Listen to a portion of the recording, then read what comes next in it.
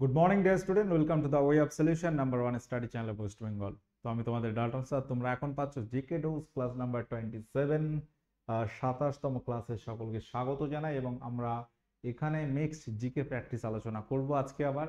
তো কিছু টপিক, কিছু মিক্সড জিকে প্র্যাকটিস আমরা এইভাবে কিন্তু ক্লাস নিতে থাকবো। তো আমাদের সমস্ত ক্লাস ইউটিউবে ফ্রি ক্লাসগুলো পেতে তোমরা যুক্ত হবে আমাদের verified Telegram group the way of solution. কখন কোন ক্লাস হয় সেটা কিন্তু টেলিগ্রামে আমরা লিংক দিই। এবং আমাদের পেড কোর্স তোমরা পাচ্ছ আমাদের TWS একাডেমি অ্যাপে, এবং এই অ্যাপ তোমরা প্লে স্টোরে পাবে। ঠিক আছে, তো আমরা আজকের আলোচনা শুরু করার আগে আমাদের যে ফাউন্ডেশন ব্যাচ 3.0 যেটা লঞ্চ হয়েছে, প্রত্যেকে যদি নিতে ইচ্ছুক হও দ্রুত নিয়ে নাও। ক্লাস শুরু হচ্ছে 18 তারিখ থেকে, 5 মাস লাইভ ক্লাস হবে এবং কোর্স ভ্যালিডিটি তোমরা 1 বছর পাবে। সমস্ত পরীক্ষা related batch, combined foundation batch, এবং এই ব্যাচ থেকেই আবার 4টি আলাদা ব্যাচ আছে। যদি কারো শুধু জিকে প্রয়োজন হয় এই ব্যাচ নিতে পারো, শুধু রিজনিং, শুধু ম্যাথ, শুধু তোমার ইংরাজি। ঠিক আছে, তো এই ব্যাপারগুলো দেখে রাখো, প্রয়োজন মতো তোমরা ব্যাচ নিতে পারো। ওকে, আচ্ছা, আমরা এখানে আজকের প্রশ্ন আলোচনা শুরু করছি। প্রথম প্রশ্ন, তো গত যে ক্লাসগুলো হয়েছে কিছু ক্লাস আমরা টপিক ভিত্তিক নিচ্ছি, কিছু মিক্সড প্র্যাকটিস এইভাবে কিন্তু চলবে। রানাঘাট কোন নদীর তীরে অবস্থিত? চূর্ণী, ভাগীরথী, হুগলি, জলঙ্গি। উত্তর কি হবে? রানাঘাট কোন নদীর তীরে অবস্থিত? উত্তর হবে চূর্ণী। চূর্ণী নদীর তীরে অবস্থিত। পাখির পায়ের মতো বদ্বীপ দেখা যায় কোন নদীতে? পাখির পায়ের মতো বদ্বীপ দেখা যায় কোন নদীতে? গঙ্গা, কৃষ্ণা, কাবেরী, ব্রহ্মপুত্র। পাখির পায়ের মতো বদ্বীপ দেখা যায় কোন নদীতে? সঠিক উত্তর এখানে হয়ে যাবে অপশন বি, কৃষ্ণা নদী। উত্তর পূর্ব ভারতের প্রবেশদ্বার বলা হয় কাকে? তো আমরা কিছুদিন আগেই তোমাদের আলোচনা করছিলাম টপিক জিকে থেকে, তো সেখানে আমরা নিকনেম অ্যান্ড সিটি রিলেটেড প্রশ্ন করিয়েছিলাম। তো উত্তর হবে শিলিগুড়িকে। ওকে, মুম্বাইকে অনেক কিছু বলা হয় আমরা জানি। আচ্ছা, কলকাতা স্কুল বুক সোসাইটি কে প্রতিষ্ঠা করে? কলকাতা স্কুল বুক সোসাইটি এটি কে প্রতিষ্ঠা করেন? বলো কি হবে এখানে উত্তর? কে প্রতিষ্ঠা করেন কলকাতা স্কুল বুক সোসাইটি? উত্তর হবে ডেভিড হেয়ার। কত সালে বলবে তোমরা? এটা বলবে যে কত সালে, প্রত্যেকে কমেন্ট করে একটু জানাবে। এই স্কুল বুক সোসাইটি প্রতিষ্ঠা করেন ডেভিড হেয়ার। পথের পাঁচালী একটা সিনেমা, সত্যজিৎ রায় যার ডিরেক্টর। তো পথের পাঁচালী এটি কত সালে মুক্তি পায়? পথের পাঁচালী এটি মুক্তি পায় কত সালে? 1967, 1945, 1955, 1968 সাল। তো অপশন যেগুলো আছে এর মধ্যে সঠিক উত্তর কি হবে প্রত্যেকে বলো। উত্তর হয়ে যাবে 1955 সালে এটি মুক্তি পায়। ওকে, জাতীয় সংহতি দিবস কবে পালিত হয়? কত তারিখে পালিত হয় জাতীয় সংহতি দিবস? 30শে অক্টোবর, 31শে অক্টোবর, 25শে অক্টোবর, নাকি 29শে অক্টোবর? সঠিক উত্তর এখানে কি হবে? তো প্রত্যেকে যারা কানেক্ট আছো অবশ্যই অবশ্যই মনোযোগ দিয়ে পড়তে থাকো। কিছু এক্সাম ডেট এসছে, আমি গত সপ্তাহে রেকর্ড করেছিলাম, মানে ক্লাস নিয়েছিলাম, তখন বলেছিলাম ডেট আসবে, ডেট এসছে ক্লার্কশিপ মিসলেনিয়াসের। তো সেটা মাথায় রাখো, যে সময়গুলো পাচ্ছ সেই অনুযায়ী একটা স্ট্র্যাটেজি করতে হবে। 31শে অক্টোবর সঠিক উত্তর এখানে হয়ে যাবে। 31 অক্টোবর জাতীয় সংহতি দিবস পালন করা হয়। সর্বাধিক সার উৎপাদনকারী রাজ্যর নাম কি?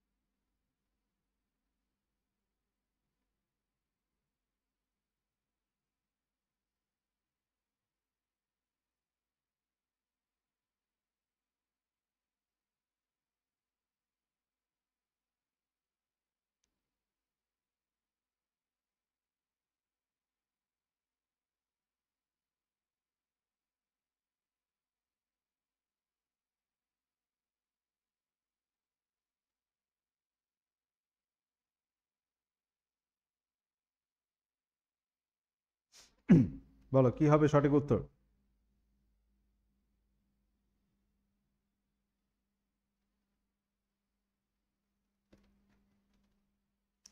উত্তর হবে গুজরাট। অপশন সি গুজরাট এখানে সঠিক উত্তর হয়ে যাবে। এবং আরেকটা প্রশ্ন মনে রাখবে যে সব থেকে উৎপাদন করে গুজরাট এবং ব্যবহার করে পাঞ্জাব। সব থেকে বেশি রাসায়নিক সার রাসায়নিক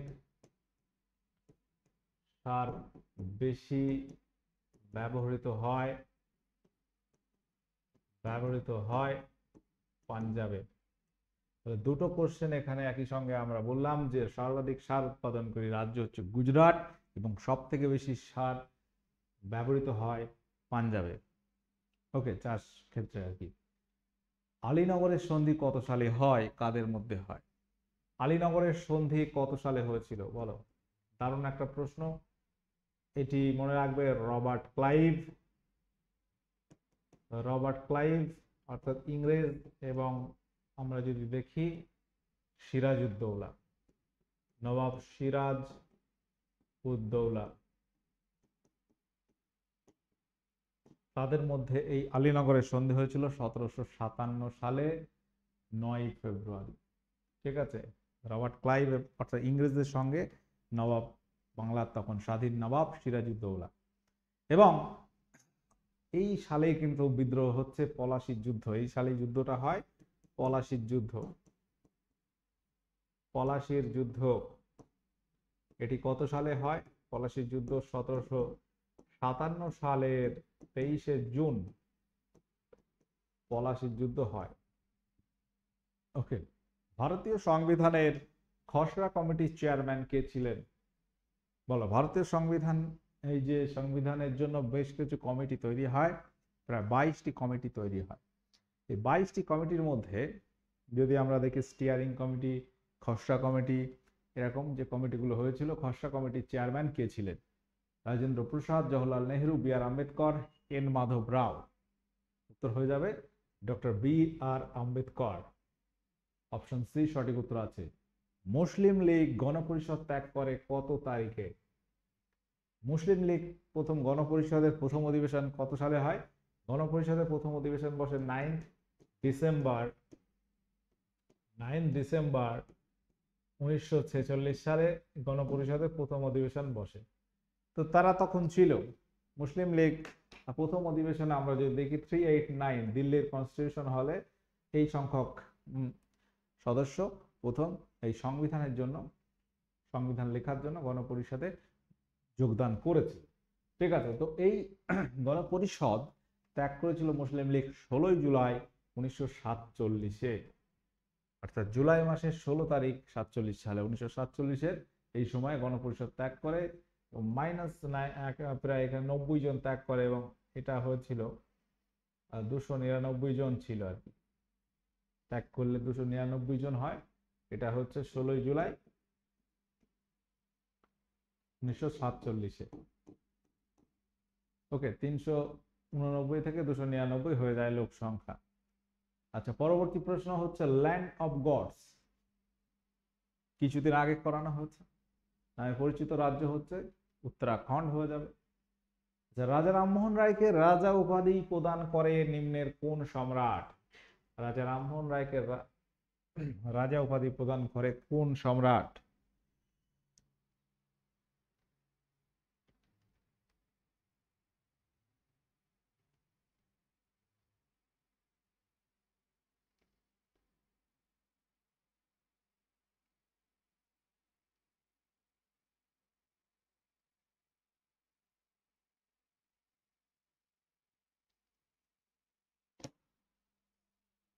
উত্তর কি হবে? রাজা রামমোহনকে রাজা উপাধি প্রদান করে মুঘল সম্রাট দ্বিতীয় আকবর। দেখো, আকবর যাকে শ্রেষ্ঠ রাজা বলা হয় সেই আকবর কিন্তু নয়, এটা হচ্ছে দ্বিতীয় আকবর। তো দ্বিতীয় আকবরের যদি সময়কালটা দেখি, দেখো ঔরঙ্গজেবের পরে, ঔরঙ্গজেব পর্যন্ত মুঘল সাম্রাজ্যের যে ক্ষমতা প্রতিপত্তি ওই সময় ছিল, তার মৃত্যুর পর সেটা নষ্ট হয়ে যায় বা খর্ব হয়ে যায়, সেই আধিপত্য থাকে না। তবুও সেই সময়ে যদি আমরা দেখি মুঘল সম্রাট হিসাবে ছিল আর কি দ্বিতীয় আকবর 1806 থেকে 1837 সাল পর্যন্ত তার সময়কাল। তারপর হচ্ছে দ্বিতীয় বাহাদুর শাহ 1837, তিনি হচ্ছে শেষ মোগল সম্রাট 1857 আমরা বলতে পারি, সিপাহী বিদ্রোহ পর্যন্ত। ওকে, এটা মনে রাখবে। তো রাজা উপাধি তাহলে কে দিয়েছিল? দ্বিতীয় আকবর। এটা খুব ভাইটাল একটা প্রশ্ন, ভেরি ভেরি ইম্পর্টেন্ট একটা প্রশ্ন।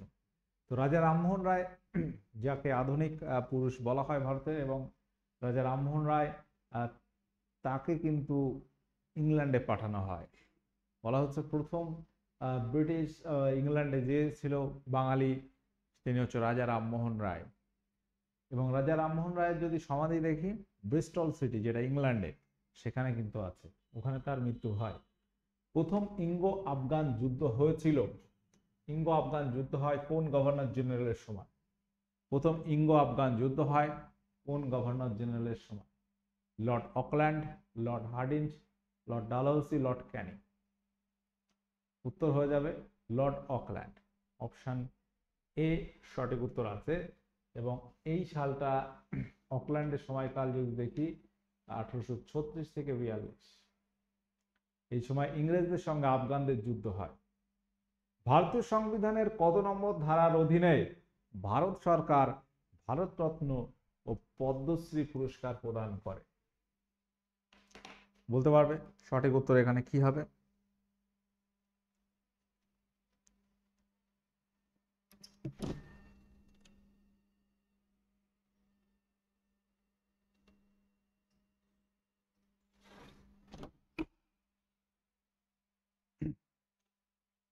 কি হবে এখানে উত্তর? উত্তর হবে 18 নম্বর। 18 নম্বর ধারার অধীনে এটা প্রদান করে। ভারতীয় সংবিধানে যদি আমরা খেয়াল করি, সংবিধানে মৌলিক অধিকার আছে তোমার 12 থেকে 35 নম্বর আর্টিকেল, এবং তার মধ্যে সাম্যের অধিকার 14 থেকে 19। তো তার আগে হচ্ছে 18 নম্বর আর্টিকেল, 14 থেকে 18 সাম্যের অধিকার। তো 18 নম্বরে রয়েছে বিভিন্ন পদবি গ্রহণ নিষিদ্ধকরণ, এবং সেখানে এই সমস্ত আর কি পুরস্কার দেওয়া হয়। ভারতরত্ন, পদ্মশ্রী, সেই পুরস্কারটা বলা হয় এই ধারার অধীনে দেওয়া হয়। ওকে, 17 নম্বরে আছে সমস্ত রকম অস্পৃশ্যতা নিষিদ্ধকরণ। আচ্ছা, মূল সংবিধানে ভারতীয় নাগরিকদের মৌলিক অধিকারের সংখ্যা ছিল কয়টি? মূল সংবিধানে কয়টি ছিল?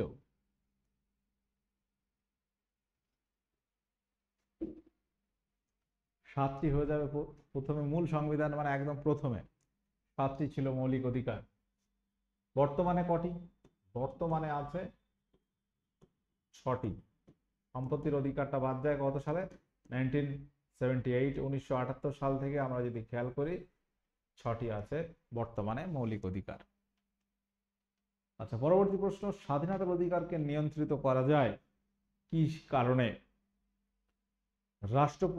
রাষ্ট্রের নিরাপত্তার কারণে, বিদেশি রাষ্ট্রের স্বার্থে বন্ধুত্বমূলক সম্পর্ক রক্ষার্থে, জনশৃঙ্খলার কারণে, উপরোক্ত সবকটি কারণের জন্য বলো। স্বাধীনতার অধিকার আমরা জানি অনেক সময় যে মৌলিক অধিকার স্টপ করা যায়, কিন্তু আর্টিকেল আমরা এটা বহুবার বলেছি 20 এবং 21 এই দুটো বাদে, এই দুটো বাদে। ওকে, এটা কোনো অবস্থাতেই বন্ধ করা যায় না। তবুও বাদবাকি তোমার নিয়ন্ত্রণ করা যায় সবটা কারণের জন্য হতে পারে। রাষ্ট্রের নিরাপত্তার কারণে হতে পারে, বিদেশি রাষ্ট্রের সঙ্গে বন্ধুত্বমূলক সম্পর্ক রক্ষার্থে, বা জনশৃঙ্খলার কারণে। আচ্ছা, কোন প্রাচীন গ্রন্থে বর্ণ ব্যবস্থার প্রথম উল্লেখ পাওয়া যায়? বলতে পারবে কোন গ্রন্থে বর্ণ ব্যবস্থার উল্লেখ পাওয়া যায়? মনু সংহিতা, ঋগ্বেদ, যজুর্বেদ, অথর্ববেদ, সামবেদ। তো এখানে আমরা যদি খেয়াল করি উত্তর হয়ে যাবে ঋগ্বেদ, যেটা হচ্ছে প্রাচীনতম বেদ। প্রাচীনতম বেদ ঋগ্বেদ। বৈদিক সাহিত্যের কথা যদি আমরা বলি, বেদ আছে, ষড়দর্শন রয়েছে। তো বেদের আবার 4টি ভাগ, ঋক, সাম, যজু, অথর্ব। তো এর মধ্যে ঋগ্বেদ হচ্ছে সব থেকে প্রাচীন। তারপর পরপর আছে। আচ্ছা, যজুর্বেদ থেকে যাগযজ্ঞের ধারণা পাওয়া যায়। যাগযজ্ঞের ধারণা পাওয়া যায়।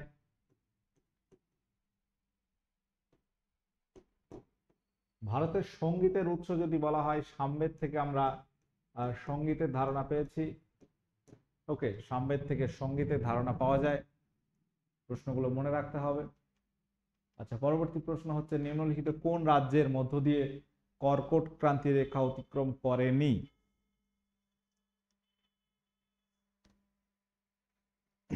উত্তর কি হবে? কর্কট ক্রান্তি রেখা অতিক্রম করেনি কোন রাজ্যের উপর দিয়ে? মিজোরাম, ত্রিপুরা, উড়িষ্যা, মধ্যপ্রদেশ। তাহলে উত্তর হবে উড়িষ্যা, যার উপর দিয়ে কর্কট ক্রান্তি রেখা অতিক্রম করেনি। তো এই কর্কট ক্রান্তি রেখা মানে আমরা কি জানি? 23.5 ডিগ্রি উত্তর অক্ষরেখা। উত্তর অক্ষরেখা, এটাকে বলা হচ্ছে কর্কট ক্রান্তি রেখা, বা ইংরেজিতে বলা হয় ট্রপিক অফ ক্যান্সার। ওকে, তো ওই উড়িষ্যা রাজ্য যায়নি। ভারতের যদি দেখি 8টি রাজ্যের উপর দিয়ে কর্কট ক্রান্তি রেখা গেছে। গুজরাট, রাজস্থান, মধ্যপ্রদেশ, তারপর এখানে ঝাড়খণ্ড, ওয়েস্ট বেঙ্গল আসছে, ত্রিপুরা, মিজোরাম, এরকম 8টি রাজ্যের উপর দিয়ে আছে। পশ্চিমবঙ্গের 5টি জেলার উপর দিয়ে আছে। আচ্ছা, কোন রাজ্যে 2011 সালের জনগণনা অনুযায়ী সর্বনিম্ন জনসংখ্যা রয়েছে? 2011 সেন্সাস অনুযায়ী কোন রাজ্যে সর্বনিম্ন বা সব থেকে কম জনসংখ্যা আছে? বলো কি হবে কারেক্ট অ্যান্সার? উত্তর হবে সিকিম রাজ্যে। অপশন বি সিকিম যারা করেছো সঠিক উত্তর হয়ে যাবে। সিকিমের জনসংখ্যা সব থেকে কম। আর যদি বলা হয় সব থেকে জনঘনত্ব কম কোন রাজ্যে? জনঘনত্ব অর্থাৎ পপুলেশন ডেনসিটি, জনঘনত্ব কম কোন রাজ্যে? 11 সেন্সাস অনুযায়ী আমরা যদি খেয়াল করি, এটা হচ্ছে অরুণাচল প্রদেশ। এপি অর্থাৎ অন্ধ্রপ্রদেশ নয়, এটা অরুণাচল প্রদেশের কথা আমি বলছি। অরুণাচল প্রদেশ, যার রাজধানীর নাম কি? ইটানগর। এখানে জনঘনত্ব মাত্র 17 জন প্রতি বর্গ কিলোমিটার।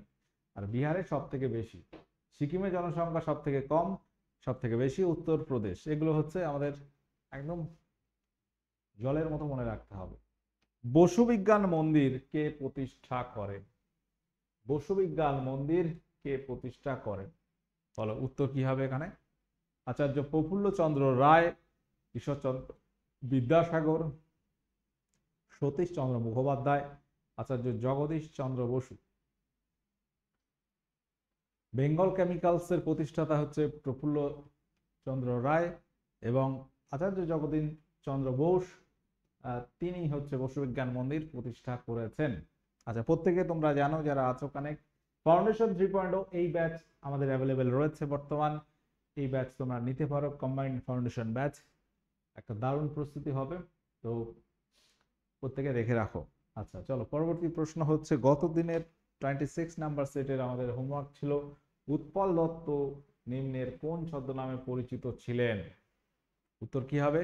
উৎপল দত্ত কোন ছদ্মনামে পরিচিত ছিলেন? উত্তর হবে রফিকুল ইসলাম। Option B. ঠিক আছে, ওকে। নিম্নলিখিত কে বন্দেগান ই চেহেলগান গঠন করেন? বন্দেগান ই চেহেলগান গঠন করেন কে? আলাউদ্দিন খলজি, ইলতুৎমিশ, কুতুবউদ্দিন আইবক, জালালউদ্দিন খলজি। উত্তর কি হবে? বন্দেগান ই চেহেলগান এটি গঠন করেছেন ইলতুৎমিশ। ইলতুৎমিশ কে ছিল? দাস বংশের শ্রেষ্ঠ সম্রাট। দাস বংশের তাকে বলা হয় প্রকৃত প্রতিষ্ঠাতা, রিয়েল ফাউন্ডার, প্রকৃত প্রতিষ্ঠাতা। ঠিক আছে, দাস বংশের প্রকৃত প্রতিষ্ঠাতা। এখানে কনফিউজ হবে না, কুতুবউদ্দিন আইবক প্রতিষ্ঠাতা, তাকে বলা হয় প্রকৃত প্রতিষ্ঠাতা। ওকে, এবং ইলতুৎমিশ যেগুলো চালু করেছিল, ইলতুৎমিশ থেকে কিন্তু প্রশ্ন আসে। আমি মধ্যযুগ থেকে এই প্রশ্নগুলো করাতাম। ইলতুৎমিশ ইলতুৎমিশ সম্পর্কিত যে প্রশ্নগুলো মনে রাখতে হবে, ইলতুৎমিশের শাসনকাল যদি আমরা দেখি 1211 থেকে 36, এবং ইলতুৎমিশ যে মুদ্রা চালু করে তার নাম কি? টঙ্কা মুদ্রা। টঙ্কাটা হচ্ছে সিলভার অর্থাৎ রূপোর মুদ্রা, এবং আরেকটা মুদ্রা তৈরি তিনি চালু করেছিল জিতল, এটা হচ্ছে তামার মুদ্রা বা কপার, সিইউ লিখলাম, ঠিক আছে। এবং ইলতুৎমিশ ইকতা প্রথা চালু করে, ইকতা প্রথা চালু করেন।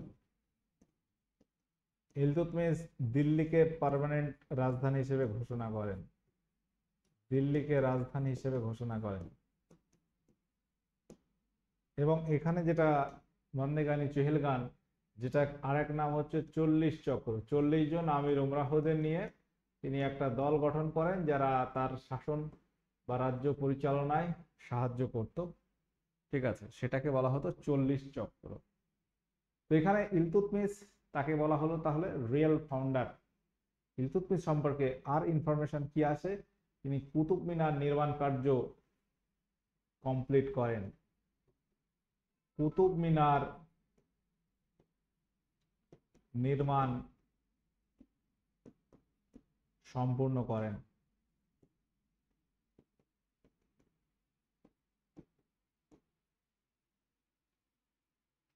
ঠিক আছে, মনে থাকবে। আচ্ছা চলো পরবর্তী প্রশ্ন। ওয়াটার পোলো খেলায় কতজন প্লেয়ার থাকে? ওয়াটার পোলো খেলায় কতজন খেলোয়াড় থাকে? 4, 5, 7, 9। তো কোন খেলায় কতজন প্লেয়ার থাকে এই রিলেটেড প্রশ্ন কিন্তু মনে রাখতে হবে, এবং এখানে মনে রাখবে 7 জন থাকে। শুধু পোলো খেলা বললে 4 জন হতো। পশ্চিমবঙ্গের বিখ্যাত চলচ্চিত্র নির্মাতা সত্যজিৎ রায় কত সালে ভারতরত্ন পুরস্কার পায়? ভারতবর্ষের সর্বোচ্চ অসামরিক সম্মান হচ্ছে ভারতরত্ন পুরস্কার।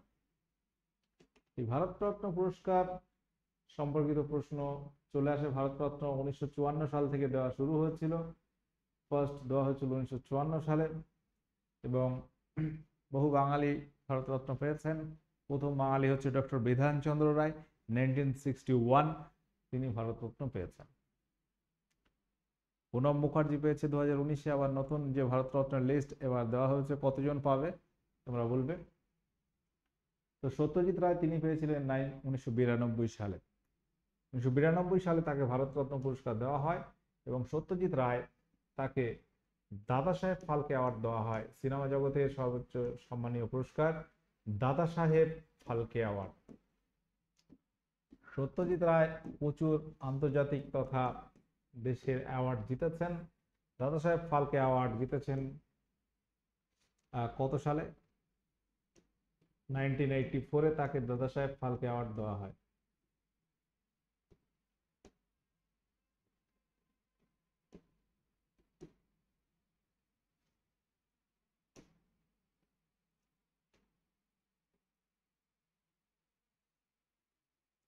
ভারতীয় সংবিধানের কোন আর্টিকেলে গ্রাম পঞ্চায়েত সংগঠনকে বর্ণনা করা হয়েছে? বলো কি হবে এখানে উত্তর? গ্রাম পঞ্চায়েত সম্পর্কিত কথা বলা হয়েছে।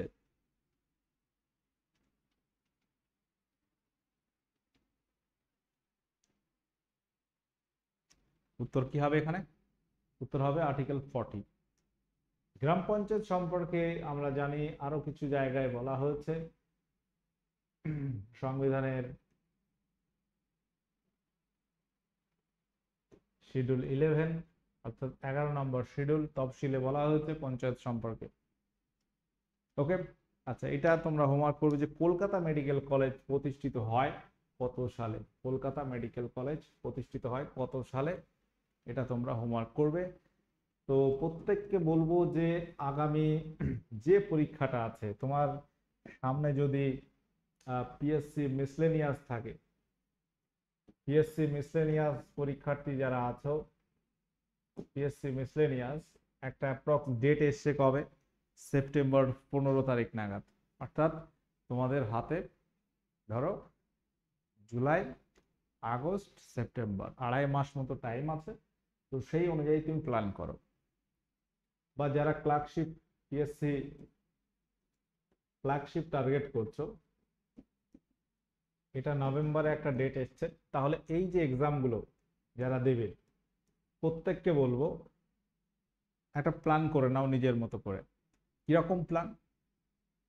আমি তোমাদেরকে গত শনিবারে বলেছিলাম যে সাবজেক্ট অনুযায়ী চ্যাপ্টার লিখে ফেলো, এবং ধরো ইতিহাস থেকে তুমি টার্গেট নাও।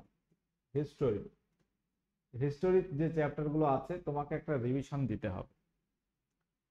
তুমি টার্গেট নাও, ধরো হিস্ট্রিতে তুমি ধরো প্রাচীন যুগ, মধ্যযুগ, আধুনিক যুগ।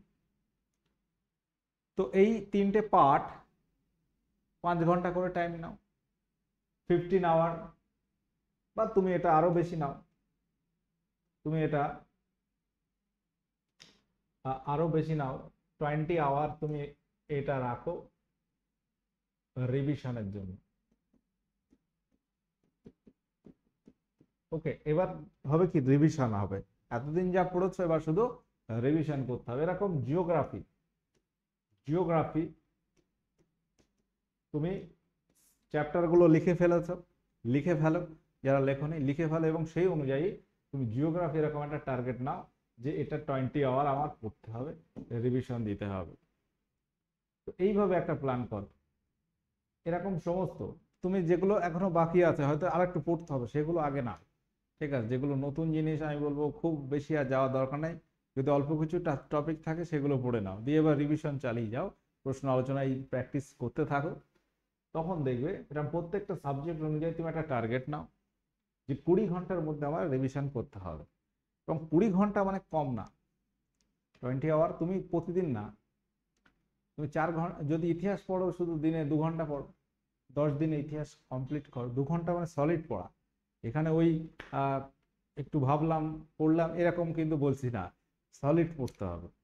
মানে একটা এতদিন পড়েছো, একবার জাস্ট উল্টে পাল্টে সব দেখে নাও, দিয়ে এবার তুমি একটা প্র্যাকটিস করো। দেখবে সেই জায়গাগুলো তোমার তৈরি হয়ে আছে কিনা তুমি বুঝতে পারছো। ঠিক আছে, তো এরকম প্রত্যেকটা সাবজেক্ট একটা করে টাইম নাও, যে প্রথম 1 সপ্তাহ আমি ইতিহাস পড়ি, আর একটা সাবজেক্ট পড়ি, আর উন্নত প্র্যাকটিস চলছে। তো এইভাবে প্রত্যেকটা সাবজেক্ট তুমি তোমার মতো করে রিভিশন দিতে থাকো পরীক্ষার আগে পর্যন্ত। ঠিক আছে, চলো সকলে ভালো থাকো, সুস্থ থাকো। আমরা আলোচনা এখানে এন্ড করছি আজকের ক্লাসের। কে কত পেয়েছো একটু জানিয়ে দিও, এবং আমাদের the way of solution TWS academy তোমরা সাবস্ক্রাইব করে নোটিফিকেশন অল করে রাখো। ঠিক আছে, ওকে, টাটা, বাই।